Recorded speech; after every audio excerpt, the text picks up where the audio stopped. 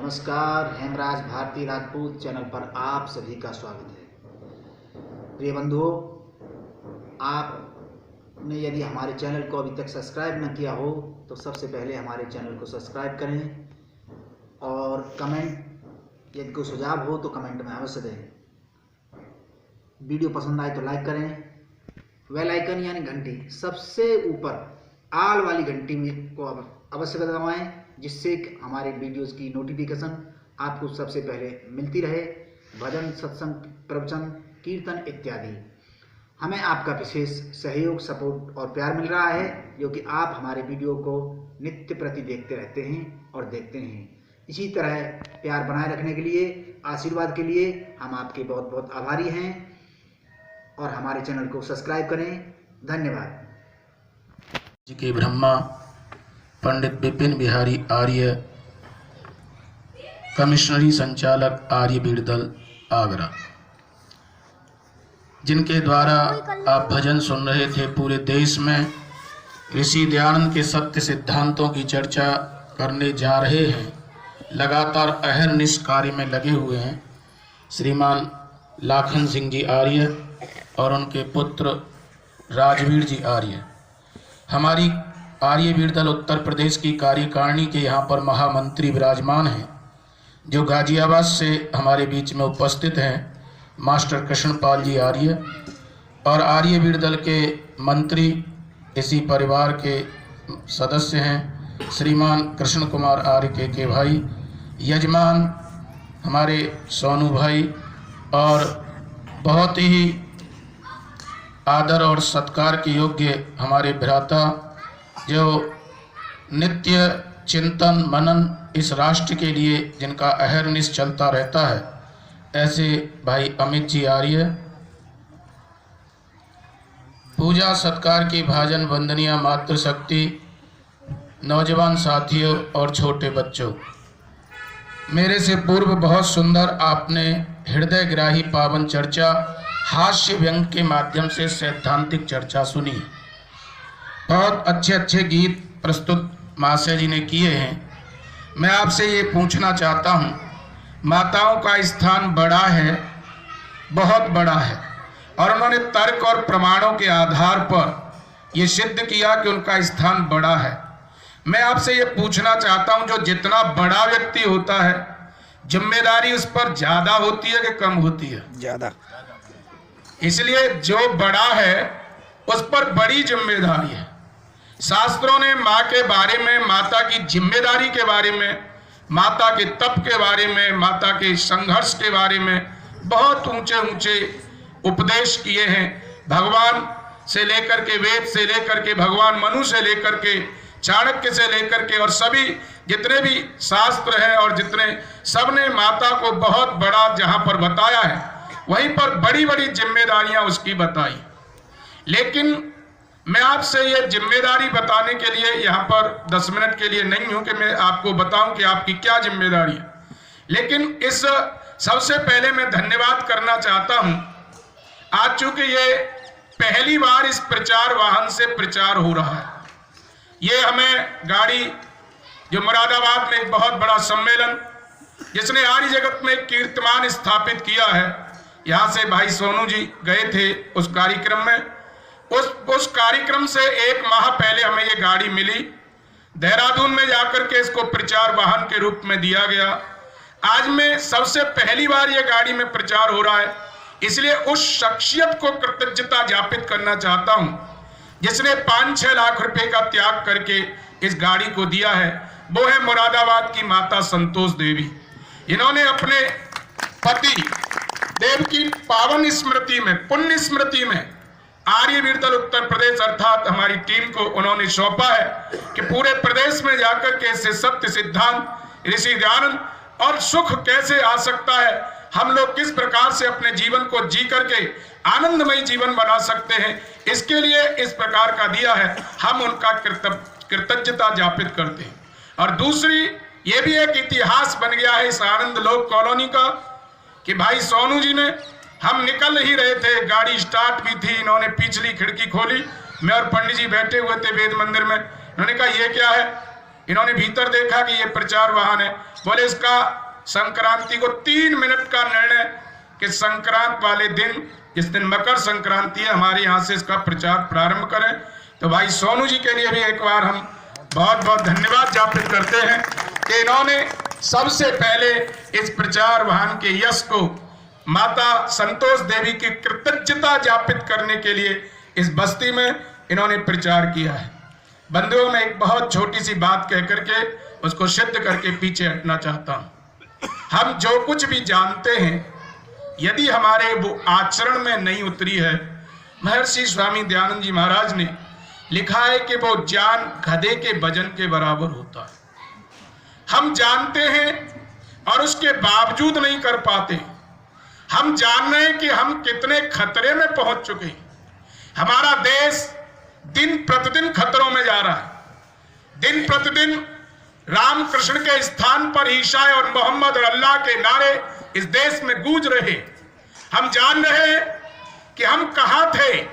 मैथिली शरण गुप्त ने भी कहा था, हम क्या थे, क्या हो गए और क्या होंगे अभी। आओ बैठकर विचारें ये समस्याएं सभी। हम लोग कहां थे, क्या थे और क्या होते जा रहे हैं।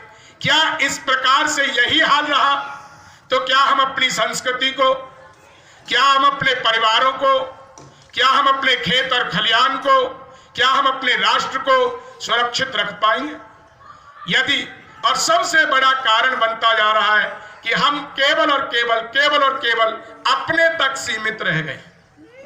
और कहते भी है हमें क्या मतलब दुनिया से, हमें क्या मतलब, कोई राष्ट्र की बात करो, धर्म की बात करो, संस्कृति की बात करो, बोले हमें क्या मिलेगा। इसका मतलब क्या है? मिलेगा तो करेगा और नहीं मिलेगा तो नहीं करेगा। इसका मतलब दूसरे शब्दों में इसको बहुत एक ही शब्द में कहा जाए तो स्वार्थवाद। और ये स्वार्थवाद जितना बढ़ता जा रहा है उतना ही व्यक्ति सिकुड़ता जा रहा है और संगठन टूट रहे हैं। चाहे वो परिवारों का संगठन टूट रहा हो, चाहे समाज का संगठन टूट रहा हो, चाहे राष्ट्रीय संगठन टूट रहा हो। इसका ही कारण है केवल हमें क्या, मुझे क्या मिलेगा, मैं क्यों करूं। और इसलिए ये यज्ञ जो आप भाई जी ने यहां कराया है, निश्चित रूप से ये यज्ञ संगठन है। ये यज्ञ हमें संगठन सिखाता है, ये यज्ञ हमें जीना सिखाता है, ये यज्ञ सिखाता है हमको जीने की कला, ये सिखाता है कि राष्ट्र कैसे चलेगा, ये सिखाता है कि हमारा जीवन में आनंद कैसे आएगा, हम अपने जीवन में सुखी कैसे रह पाएंगे। लेकिन इस यज्ञ को भी धीरे धीरे लोग विसराते चले जा रहे। जो राम और कृष्ण की दुहाई देते, लेकिन जन्मदिन पर ईसा मसीह के अनुसार उनके जन्मदिन मनाए जाते हैं। ईसाइयों के द्वारा जो उनकी परंपराएं उनको मानते, घर में मंदिर राम का है। इससे ज्यादा भौतिक दिवालियापन क्या होगा। मंदिर राम का घर में बना हुआ है और ईसा के विचारों से काम हो रहा है। इससे ज्यादा दिवालिया भौतिक आतंकवाद और क्या होगा कि हमारा कितना दिवालियापन, कितनी सोच हमारी छोटी हो गई है। मैं एक बात कह करके आप पीछे हटना चाहता हूं, क्योंकि आपका निर्धारित समय है, आपके पास भी समय है नहीं है, क्योंकि आप कोई अन्य कार्यों में, माताओं पर बहुत सारे काम शाम के समय पर होते हैं। मैं ये कहना चाहता हूं कि इस यज्ञ को अपने जीवन में ले जाओ, अपने घरों में ले जाओ। ये यज्ञ आवश्यक है, ये प्रतिदिन हमारे लिए करने के लिए निर्देश, चाहे महर्षि मनु ने किया हो, चाहे उदाहरण दिया अश्वपति जी का उदाहरण देते कि उनके राज्य में कोई ऐसा व्यक्ति नहीं था जो बिना यज्ञ के भोजन कर लेता हो, चाहे महात्मा चाणक्य ने अपने श्लोक के माध्यम से, अन्य माध्यमों से बताया कि वो घर शमशान के समान है जिन घरों में यज्ञ नहीं होता। और ये यज्ञ क्या करा देता है न करने वाले को। इतना सुनकर के मैं अपनी वाणी को विराम दूंगा। एक उपनिषद की कथा आती है, चूंकि कथा समझ में आ जाती है, बहुत सारे श्लोक मंत्र बोले किसी की समझ में नहीं आती। कथा से हम एक सिद्धांत को सरल तरीके से समझ सकते हैं। उपनिषद में कथा आती है कि एक व्यक्ति जिसने अपने जीवन में कोई गलत काम नहीं किया था, कोई भी अपने जीवन में उन्होंने कोई गलत काम नहीं किया था, बहुत उन्होंने स्कूल खुलवाए, बहुत भंडारे किए, भागवतें की और बहुत सारे काम किए, लोगों को पढ़ाया, लोगों के और अच्छे जितने भी अच्छे काम हो सकते हैं उस व्यक्ति ने बहुत किए।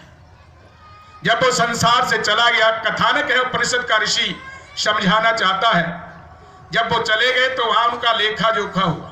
उन्होंने कहा इस व्यक्ति ने कोई गलत काम नहीं किया, इसको तो स्वर्ग अर्थात देवलोक में पहुंचा दिया जाए, इसको देवता बना करके इसको मनुष्यों में श्रेष्ठ योनि, ऋषि योनि, देव योनि में भेजा जाए। जब ही वो जा ही रहे थे, एकदम आवाज आई, ठहरो। बोले आप कौन भाई साहब, आपका क्या परिचय है? बोले मैं जल देवता हूं। बोले आप क्या? कि इन्होंने, पूछो इनको, इन्होंने हमेशा शुद्ध जल लिया, कभी गाड़ी धो करके खराब किया, कभी पकान धो करके किया, कभी बर्तन धो करके, कभी कपड़े धो करके, कभी मलमूत्र धो करके, इन्होंने सदा जल शुद्ध लिया और अशुद्ध करके दिया। पूछो इनको, और इनको यह भी पूछो कि क्या जल को शुद्ध करने के लिए आपने कोई पुरुषार्थ, कोई यत्न, कोई प्रयत्न, कोई योजना आपने कभी बनाई? वो अच्छा व्यक्ति था, ऐसा नहीं कि घुटलाए कि मैंने तो बहुत काम किए। उसने तुरंत कहा मैंने जल को शुद्ध करने के लिए कोई काम, कोई पुरुषार्थ, कोई त्याग नहीं किया। बोले जाओ, अब तो मनुष्य जीवन से नहीं, आप जाओ मछलियों की योनियों में जाओ, हजारों प्रकार की मछली बन करके हजारों वर्षों तक पानी को शुद्ध करने का काम करो। वो व्यक्ति देव बनने जा रहा है, देखो, लेकिन एक देवता, जल देवता, जल की अशुद्धि के कारण उसको रोक दिया गया मनुष्य। नमस्कार, हेमराज भारती राजपूत चैनल पर आप सभी का स्वागत है। प्रिय बंधुओं, आपने यदि हमारे चैनल को अभी तक सब्सक्राइब न किया हो तो सबसे पहले हमारे चैनल को सब्सक्राइब करें और कमेंट, यदि कोई सुझाव हो तो कमेंट में अवश्य दें। वीडियो पसंद आए तो लाइक करें। बेल आइकन यानी घंटी, सबसे ऊपर आल वाली घंटी में को अवश्य दबाएं, जिससे हमारे वीडियोस की नोटिफिकेशन आपको सबसे पहले मिलती रहे। भजन, सत्संग, प्रवचन, कीर्तन इत्यादि हमें आपका विशेष सहयोग, सपोर्ट और प्यार मिल रहा है, जो कि आप हमारे वीडियो को नित्य प्रति देखते रहते हैं और देखते हैं। इसी तरह प्यार बनाए रखने के लिए, आशीर्वाद के लिए हम आपके बहुत बहुत आभारी हैं और हमारे चैनल को सब्सक्राइब करें। धन्यवाद।